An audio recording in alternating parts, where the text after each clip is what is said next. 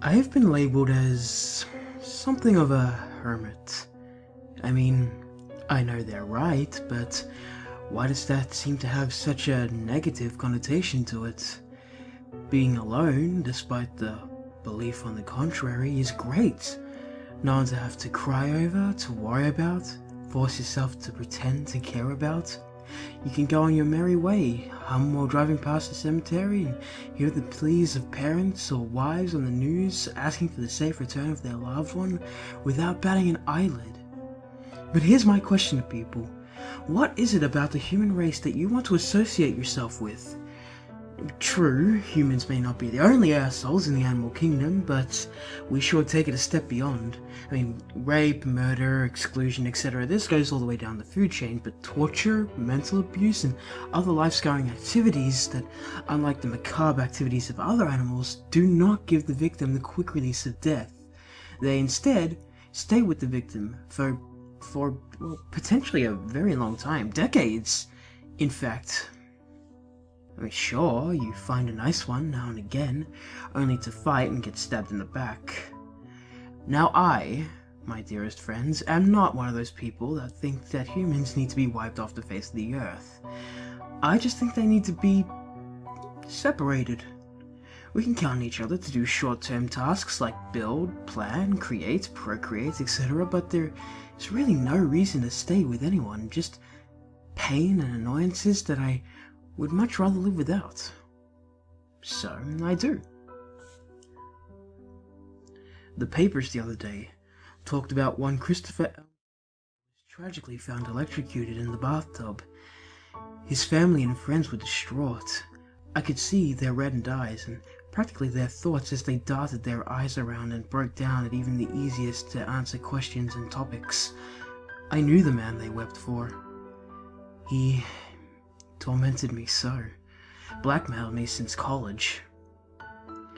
I brought a girl back to my dorm and wanted to make it a special occasion, so I had a bit of cocaine handy before fucking her brains out, but sadly, our boy Christopher was a friend of the chick and had followed her, invited himself in, and saw the coke laying out on the table. It was stupid, but I threw $200 at him and told him that he saw nothing, and that he should leave lest he wanted to suck my dick after his friend's mouth was done attending to it. Yeah, I was a stupid kid back then, but I was only 18. How else do you expect someone with this newfound freedom to act? I still have the tattoo of the 8-bit Mega Man sprite on my outer thigh from one of my drunken binges. A week later I got a call. Give Chris another $100 or the secret gets out. Incident like that, instantly lose my dorm, might even get kicked out of college altogether. I obliged. Soon it became a monthly thing, and when I graduated, I cut him off. Word got out to the few who would care, but at that time I'd already isolated myself from the world, so I stopped caring. What bugged me now is how smug he was about it. Got self-congratulatory letters from him all the time, mocking me. I have a lot of free time, obviously, to plan something like this, and well, while I might not have an alibi, it is rather easy to stage a suicide and leave no DNA behind. Shave everything but my head, wear a cap, gloves, clothes that reveal as little skin DNA as I can, leave a lovely looking note, and voila, investigators rejoice at an easy knockoff time that day. Now, please do not misunderstand. I do not wish to praise this act. Murder isn't cool, and it's not a thing of pride. It is giving into temptation, like a drug addict reusing after a year sober. I did something that I only felt was right at the time, and now regret it, like a hooker from Amsterdam trying to pay her way into our fair country by use of her already loose and filthy cunt. That is another thing about humanity. We are obsessed over our own dead. Finding dead bodies and death cool, mysterious. Murder cases are all the rage on TV, and we are so obsessed about our ancestry to the point where people kill one another over what they believed happened before 6000 BC. Humanity is so much more insane than I could ever explain, and that most would actually realize. Most would rebut me on this, but in all honesty, I will not care. I do not condone my actions because humanity swarms to death and misery like flies to shit. Every motherfucker wants in on it. Let's take the example of the man shot so close to my front gate last week that I would have needed a shower if I went out to grab the mail. Neighbors, reporters, news crews, morticians, police, ambulances, a whole fucking circus. A conglomerate of people from all walks of life coming together over this one dead body. Some to swoop in on a hot story, some to try and convince themselves that they're helping people by finding his killer, some mourning, another silly human condition, and some there just to watch, like a dead body is a goddamn show. Some of you may have gotten this far and assigned your own labels to me. Douchebag, hipster maybe.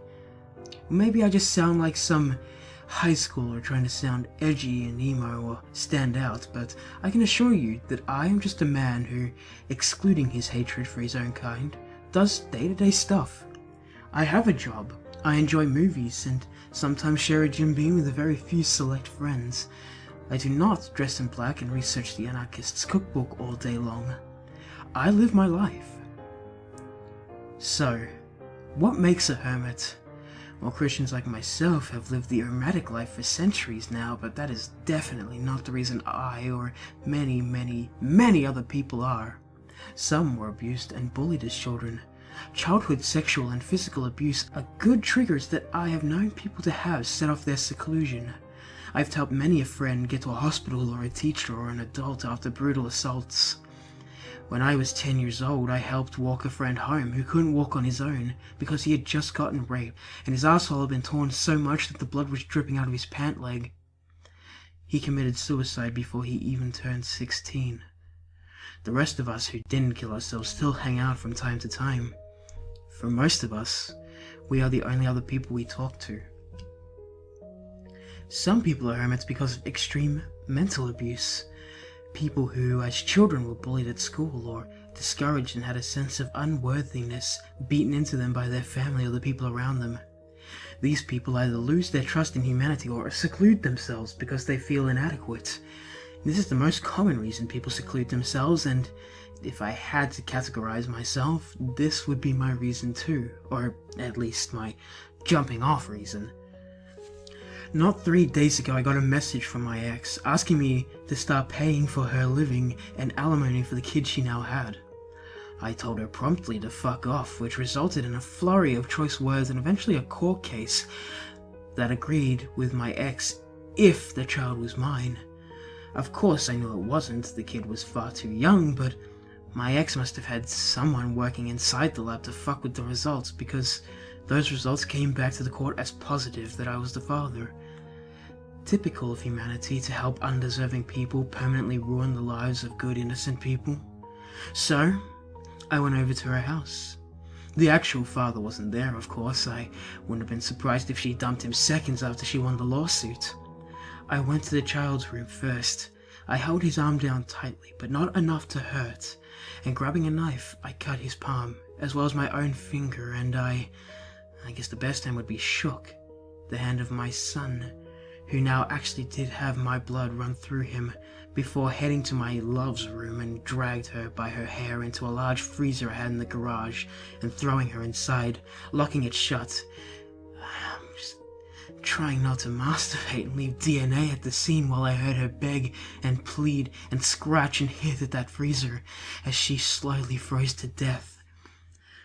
Of course, I was dumber this time. I had connection to this person, and the police would of course investigate, so I had to go home and just hope a friend of mine could be my alibi.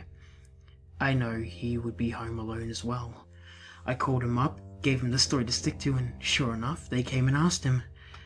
They had nothing to prove that I killed her at all, really. I took every DNA and other evidentiary precaution. Well, all except one. The cut on the child's hand.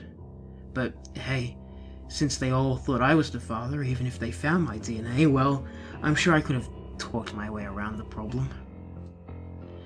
After I was released from police custody as of yesterday, I came back home to find my windows smashed and my stuff stolen. Somebody's room in their home. Supposed to be a place where they feel safe, away from everyone. And yet here I stood, illusion shattered as I gazed upon my ransacked, dimly lit room. Things I had treasured from childhood and saved up for with every little scrap of extra cash I could get after paying for my bills and food, etc., gone. Now, this guy I already knew was a serial robber. He had hit over 4 houses in the surrounding 3 blocks alone. Not a very smart bloke. Every day, new house. Somehow, only a few people had noticed this in the community, but this had never been brought to the police, and if it had, never to the media.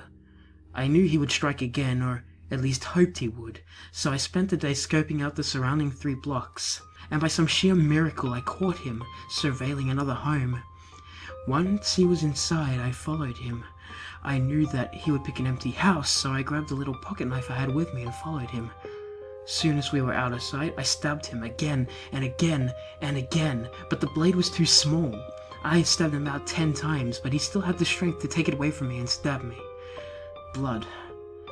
DNA evidence. I'd fucked up. I grabbed the glass vase on the table next to us and king hit him.